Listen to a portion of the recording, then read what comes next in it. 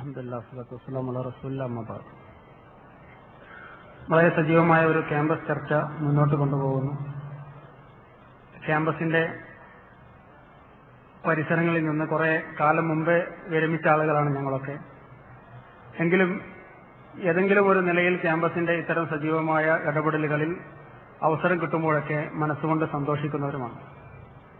ഇവിടെ നേരത്തെ നടന്നു വന്ന ചർച്ചകളുമായി ബന്ധപ്പെട്ട ഒരു കൂട്ടിച്ചേർക്കൽ നടത്തേണ്ടത് ഈ ഒരു സമയത്തിന്റെ ആവശ്യകതയാണ് എന്ന് തോന്നിയതുകൊണ്ടാണ് നിങ്ങളുടെ മുമ്പിൽ ഞാൻ എഴുന്നേറ്റ് നിൽക്കുന്നത്. മറ്റൊന്നുമല്ല, നമ്മളൊക്കെ അറിഞ്ഞ് മനസ്സിലാക്കിയിട്ടുള്ള ഇന്നത്തെ സവിശേഷമായ രാഷ്ട്രീയ സാഹചര്യമാണ്. യുപിയിലും ഉത്തരാഖണ്ഡിലും അടക്കമുള്ള പ്രദേശങ്ങളിൽ നമ്മൾ എന്താണോ പ്രതീക്ഷിച്ചത് അതല്ലാത്ത രൂപത്തിലുള്ള ഒരു റിസൾട്ട് വന്നിരിക്കുന്നു. ഇതോടുകൂടി ഫാഷിസം അവരുടെ എല്ലാ രൗദ്രഭാവങ്ങളോടും കൂടി പത്തി വിടർത്തി ആടാൻ തുടങ്ങുകയാണ്. ഇനി അവർ പാർലമെന്റിൽ അവർക്ക് മൃഗീയ ഭൂരിപക്ഷം വരുന്നു. രാഷ്ട്രപതി ഇലക്ഷൻ വളരെ സുഗമമായി മാറുന്നു. ഭരണഘടനയുടെ മേൽ കൈവെക്കാൻ പോകുന്നു.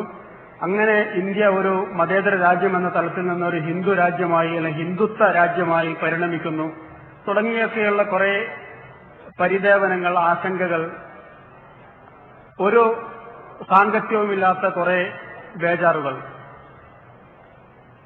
സത്യത്തിൽ രണ്ടു നിലപാടുകൾ ഈ വിഷയത്തിൽ നമ്മൾ സ്വീകരിക്കേണ്ടതുണ്ട് എന്നാണ് എനിക്ക് തോന്നുന്നത്. ഒന്ന്, നമ്മുടെ ചരിത്രത്തിന്റെയും രാഷ്ട്രീയത്തിന്റെയും ഭൂമികയിൽ നിന്നുകൊണ്ടാണ്. ഇതിനേക്കാൾ വലിയ രൂപത്തിൽ ഫാസിസ്റ്റുകൾ ലോകത്ത് കടന്നു വന്നിട്ടുണ്ട്. ഒരു കാലത്ത് അഡോൾഫ് ഹിറ്റ്ലർ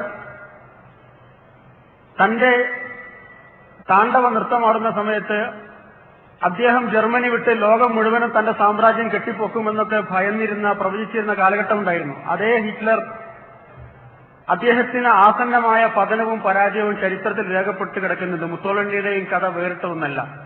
ഇന്ത്യയിലേക്ക് തന്നെ നമ്മൾ വന്നാൽ ഇത് ആദ്യമായിട്ടൊന്നുമല്ല സവർണ ഫാസിസ്റ്റുകൾ അവർക്ക് ഇവിടുത്തെ അധികാര കേന്ദ്രങ്ങളിലേക്ക് അവസരം ലഭിക്കുന്നത്. പല തവണ ഇന്ത്യൻ രാഷ്ട്രീയത്തിലെ മാറുന്ന സാഹചര്യങ്ങളിൽ ജനസംഘം മുതൽ തുടങ്ങിവെച്ച ഈ ഫാസിസ്റ്റ് പ്രവർത്തനങ്ങൾ കടന്നു വന്നിട്ടുണ്ട്.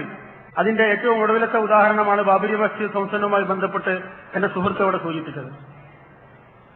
അതിലപ്പുറമൊന്നും ഇവിടെയും സംഭവിക്കാനില്ല എന്ന ഒരു ശുഭാപ്തി വിശ്വാസമാണ് ചരിത്രത്തെപ്പറ്റിയും രാഷ്ട്രീയത്തെപ്പറ്റിയും അറിയുന്ന ആളുകൾക്ക് ഉണ്ടാവേണ്ടത് എന്ന് സൂചിപ്പിക്കാൻ മാത്രമാണ് ഈ സമയം ഞാൻ ഉപയോഗപ്പെടുത്തുന്നത്. ഇവിടെ ഒന്നും സംഭവിക്കാനില്ല. എന്താണോ ചരിത്രത്തിൽ ഇത്തരം സ്വേച്ഛാധിപതികൾക്ക് ചരിത്രം നിശ്ചയിച്ചു വെച്ചിട്ടുള്ളത് അത് അന്തഛിദ്രമായി അവർക്കിടയിലുള്ള പരസ്പരമുള്ള കലഹമായി ഒന്നിനും പറ്റാത്തവരായി അവർ ഇവിടുത്തെ രാഷ്ട്രീയ മാർക്കറ്റിൽ വില കുറഞ്ഞവരായി മാറുകയും നമ്മളൊക്കെ ആഗ്രഹിക്കുന്നത് പോലെ ജനാധിപത്യ മതേതരത്വ ശക്തി കൂടുതൽ ശക്തമായി സജീവമായി രംഗത്ത് വരികയും ചെയ്യും. അവിടെ ചില ദൌത്യങ്ങൾ നമുക്ക് നിർവഹിക്കാനുണ്ട് എന്ന ചില താക്കീതുകൾ, മുന്നറിയിപ്പുകൾ മാത്രമായിട്ട് ഇത്തരം ഫലങ്ങളെ സ്വീകരിച്ചാൽ മതി എന്നുള്ളതാണ്.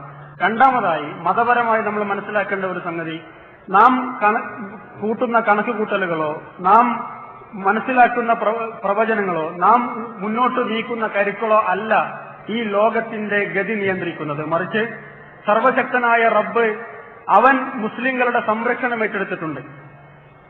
മുസ്ലിങ്ങൾക്ക് ആപത്ത് വരില്ലെന്നും അവർ വിശ്വാസത്തിൽ നിലനിന്നുകൊണ്ട് മുന്നോട്ട് പോകുന്നുവെങ്കിൽ അള്ളാഹു അവരെ സംരക്ഷിക്കുമെന്നും ആ റബ്ബ് നമ്മുടെ കാവലാളായി നമ്മുടെ സംരക്ഷകനായി നമ്മുടെ കൂടെയുണ്ടെന്നും വിശ്വസിക്കുന്ന മുസ്ലിങ്ങൾക്ക് ഇവിടുത്തെ അധികാര കേന്ദ്രങ്ങളിൽ ഇന്ദ്രപ്രസ്ഥത്തിലെ കസേരയിൽ ആര് ഇരിക്കുന്നു എന്നുള്ളത് മുസ്ലിങ്ങളെ സംബന്ധിച്ചിടത്തോളം അവരുടെ മതപ്രവർത്തനങ്ങളിൽ നിന്നോ പൊതുപ്രവർത്തനങ്ങളിൽ നിന്നോ ഈ നാട്ടിൽ അവർ തുടർന്നുകൊണ്ടിരിക്കുന്ന വിദ്യാഭ്യാസപരവും വിശ്വാസപരവും സാമൂഹികവും സാംസ്കാരികവുമായ നവോത്ഥാന പ്രവർത്തനങ്ങളിൽ നിന്ന് പിറകോട്ടടിക്കാനോ ഭീരുക്കളായും മടയിലൊടിക്കാനോ ഉള്ള കാരണങ്ങളല്ല എന്ന് നമ്മൾ തിരിച്ചറിയുന്നുവെങ്കിൽ റബ്ബിൽ കൂടുതൽ വിശ്വാസം ആർജിക്കുവാനും അവനിൽ ഫലമേൽപ്പിക്കുവാനും മതപരമായി നമ്മുടെ ജീവിതത്തെ റബ്ബിന് വേണ്ടി സമർപ്പിക്കുവാനും റബ്ബിന്റെ മാർഗത്തിൽ ഏറ്റവും നല്ല രൂപത്തിൽ മുന്നോട്ടു പോകുവാനുമുള്ള ഒരു അവസരമായി ഇത്തരം വെല്ലുവിളികളെ, ഇത്തരം താക്കീതുകളെ സ്വീകരിക്കുവാൻ കൂടി നമുക്ക് സാധിക്കുന്നുവെങ്കിൽ ഇതിനേക്കാൾ വലിയ രാഷ്ട്രീയ തെരഞ്ഞെടുപ്പ് ഫലങ്ങൾ വന്നാലും ഞെട്ടേണ്ടവരൊക്കെ ഞെട്ടിയാലും മുസ്ലിങ്ങൾ നട്ടലുള്ളവരാണെങ്കിൽ, അവർക്ക് വിശ്വാസമുണ്ടെങ്കിൽ,